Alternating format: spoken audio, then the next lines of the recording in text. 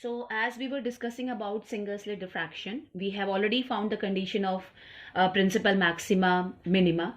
Now the next one is we will try to find out the condition of secondary maxima. So as you know, at point P, the resultant intensity is given by a square sine square alpha upon alpha square. So here I is a function of alpha. So in order to find the condition for maxima or minima, you have to just differentiate I with respect to alpha, and then you will equate this derivative to 0. Only then you can get the conditions for maximas or minimas. So the differentiation of I with respect to alpha is equal to this. And if you are differentiating, you are getting this particular term. And for maxima or minima, this should be 0. As you can see here, this 2a square, that is a constant. Now you have left with three conditions. Either this alpha 0 or sine alpha 0 or this term equals to 0 in order to get maxima or minima. So we are going to start with this alpha 0. But alpha 0, that you know already, is the condition of principal maxima. So it cannot be a condition of secondary maxima here. So we are leaving this condition. The second one is sine alpha can be 0. So sine alpha 0, that you know already, is the condition of minima here. So this particular term, when it is 0, then that will be the condition of secondary maxima. So it means alpha 0, you cannot take this point because this is already a point of principal maxima. Sine alpha 0, you cannot take sine alpha 0 for secondary maxima because it already gives the condition of minima. So this term equals to 0, that is the condition of secondary maxima. So if you will equate this to 0, you are getting alpha as tan alpha. So this equation number 7, that represents the condition of secondary maxima. Now we will try to find out the points of secondary maxima. In order to find the points of secondary maxima, what we are doing, we are taking y as alpha. If y is equal to alpha, then y is also equal to tan alpha. Now plot a graph for y is equal to alpha. So along this y-axis you have y, and along x-axis you have alpha. So y is equal to alpha, that will be a straight line passing through the origin. And the second one is y is equal to tan alpha. So these blue lines, they are representing the graph for y is equal to tan alpha. So now the points of intersection of these two, those will be the points of secondary maximas. So as you can see here, this alpha is equal to 0, that is the first point of intersection. But you know alpha 0 is the point of principal maxima. So we are just not considering this point for secondary maxima.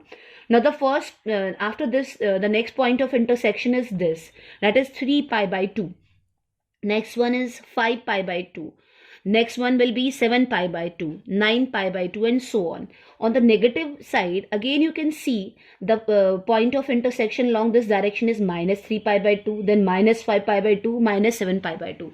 It means when alpha is plus minus odd multiple of pi by 2, then all those points are the points of secondary maxima. So these are the points of secondary maximas. 3 pi by 2, first secondary maxima is obtained at 3 pi by 2.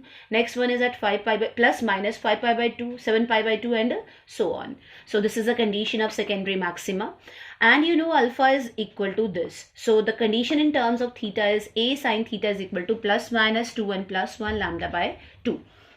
Now you can find the intensity of first secondary maxima. So when alpha is 3 pi by 2, then the intensity of that maxima is a square sine square 3 pi by 2 upon 3 pi by 2 square. So that is 4 upon 9 pi square a square. And you know this a square is the intensity of principal maxima. You can denote it by I naught. So it means the intensity of first secondary maxima is 4 upon 9 pi square of I naught.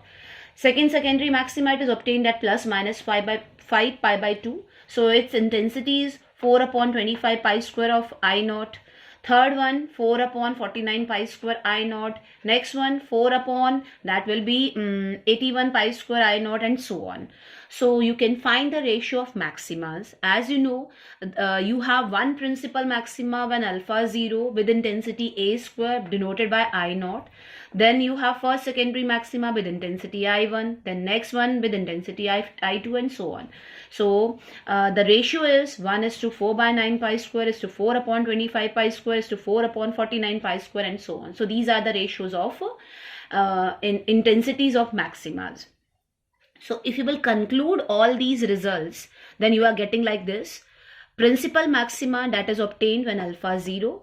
theta 0, theta is angle of diffraction here. So when theta is 0, you are getting your principal maxima with resultant amplitude A and with resultant intensity A square. So that point P will be point of principal maxima if it will satisfy these conditions.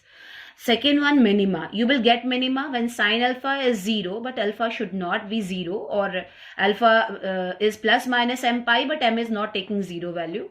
In terms of theta, condition is A sine theta is equal to plus minus m lambda. So resultant amplitude is 0, resultant intensity is 0. So that P can be a minima if it will satisfy these conditions. You will get secondary maxima when alpha is tan alpha, or alpha is plus minus or multiple of pi by 2. In terms of theta, condition is A sine theta is equal to plus minus 2 and plus 1 lambda by 2. And these secondary maximas, they are having intensities 4 upon 9 pi square, 4 upon 25 pi square of I naught, 4 upon 49 pi square I naught, and so on. So the graph between intensity and alpha, that will be like this.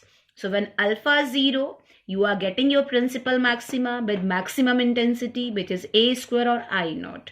Now on both the sides of this principal maxima, you are getting your first minima, and your first minima is obtained when alpha is plus minus pi. So this pi and minus pi. So the width of principal maxima is, angular width of principal maxima is this one.